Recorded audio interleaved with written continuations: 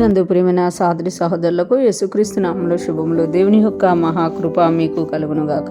ఈరోజు దేవుడు మనకిచ్చిన మాట రోమీలకు రాసిన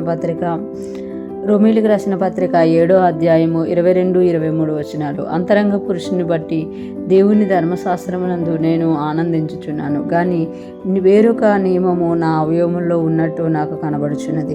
అది నా మనస్సునందున్న ధర్మశాస్త్రముతో పోరాడుచు నా అవయవములోనున్న పాప నియమమునకు నన్ను చెరపట్టి లోపరుచుకొనుచున్నది.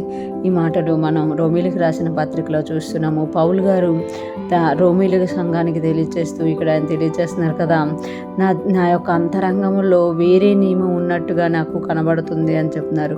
అంతరంగ పురుషుని బట్టి దేవుని ధర్మశాస్త్రమునందు నేను ఆనందించుచున్నాను. అంటే దేవుని సన్నిధిలో గడిపినప్పుడు, దేవునితో నడిచినప్పుడు, దేవుని సన్నిధిలో వాక్యం చదువుతున్నప్పుడు, ప్రార్థిస్తున్నప్పుడు అంతరంగ పురుషుడంట ఆనందిస్తున్నాడట. కానీ వేరొక నియమం నా అవయవంలో ఉన్నట్టు నాకు కనబడుచున్నది. ప్రార్థన నుండి లేచాక, లేకపోతే ప్రార్థన చేయలేనప్పుడు ఆ అవయవాల్లో వేరొక నియమం కనబడుతుందంట. వాక్యం చదివినప్పుడు, ప్రార్థించుకున్నప్పుడు, దేవుని సన్నిధిలో ఉన్నప్పుడు అంతరంగ పురుషునిలో ఆనందం కలుగుతుంది. ఒకవేళ ప్రార్థనలా లేకపోయినా బయట ఉన్నప్పుడు, తిరుగుతున్నప్పుడు, పనులు చేసుకుంటున్నప్పుడు అంట వేరొక నియమం నా అవయవంలో ఉన్నట్టు నాకు కనబడుచున్నది. అది నా మనస్సునందున్న ధర్మశాస్త్రముతో పోరాడుచు. అంటే ఆ శరీరమునికి ఆత్మకు ఎల్లప్పుడూ పోరాటం అనే నియమాన్ని ఇక్కడ పౌలు గారు తెలియజేస్తున్నమాట.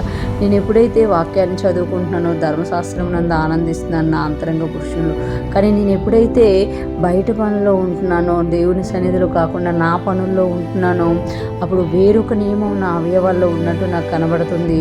అది ధర్మశాస్త్రమును, నా మనస్సునందున్న ధర్మశాస్త్రముతో పోరాడుచు నా అవయవాల్లోనున్న పాప నియమమునకు నన్ను చెరపట్టి లోపరుచున్నది. అంటే ఏదైతే పాప నియమము ఉందో ఆ పాప నియమం మరలా ఏం చేయాలనుకుంటుందట, దేవుని యొక్క ఆత్మలో ఎదుగుతున్న అంతరంగ పురుషుని తక్కువ చేసి తను మరలా బయటికి రావాలనుకుంటుందట.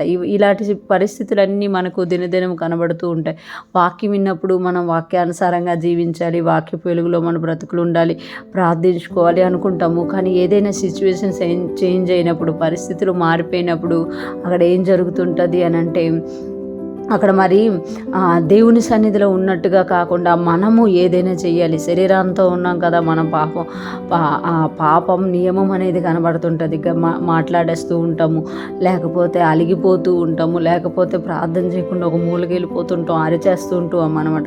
అంటే ఇదంతా పాప నియమం. దేవుని సన్నిధిలో ఉన్నప్పుడు మళ్ళీ పశ్చాత్తాపంతో ఇలా చేయకూడదు, ఇలా ఉండకూడదు అని మరలా లోకంలోకి వచ్చి మన డైలీ పనుల్లో ఉన్నప్పుడు వేరే విధంగా మారిపోతూ ఉంటాం. అంటే ఇదంతా కూడా పాప నియమం మనలో ఉంది. ధర్మశాస్త్రంతో, మన హృదయంలో ఉన్న వాక్యంతో అది పోరాడుతుంది అని ఇక్కడ పౌలు గారు తెలియజేస్తున్నారు. కానీ దేవుని మీద ఎప్పుడైతే మనం ఆనుకుంటామో, మనం వాటి గురించి దేవుని సన్నిధిలో ఎప్పుడైతే మొరపెట్టుకుంటామో వాటిని జయించే వారిగా ఉన్నాం. ఎందుకు అనంటే మన జీవితంలో మన యొక్క బ్రతుకులో ఏం జరుగుతుందో దేవునికి తెలియనిది కాదు. మనం ప్రార్థించాలి అనే ఆశ కలిగి ఉంటే దేవుడు దాన్ని నెరవేర్చే దేవుడుగా ఉన్నారన్నమాట. ఈరోజు ఫ్రెష్ మన వింటున్న ప్రతి ఒక్కరూ కూడా ఆత్మకు శరీరంకు మధ్య జరుగుతున్న పోరాటంలో మన ఆత్మ గెలుచునుగాక. మనం దేవునికి ఇష్టమైన బిడ్డలుగా మారి ఆయనలో ఆనందించేటట్టు ఆయన కృప మన మీద కుమ్మరింపబడునుగాక.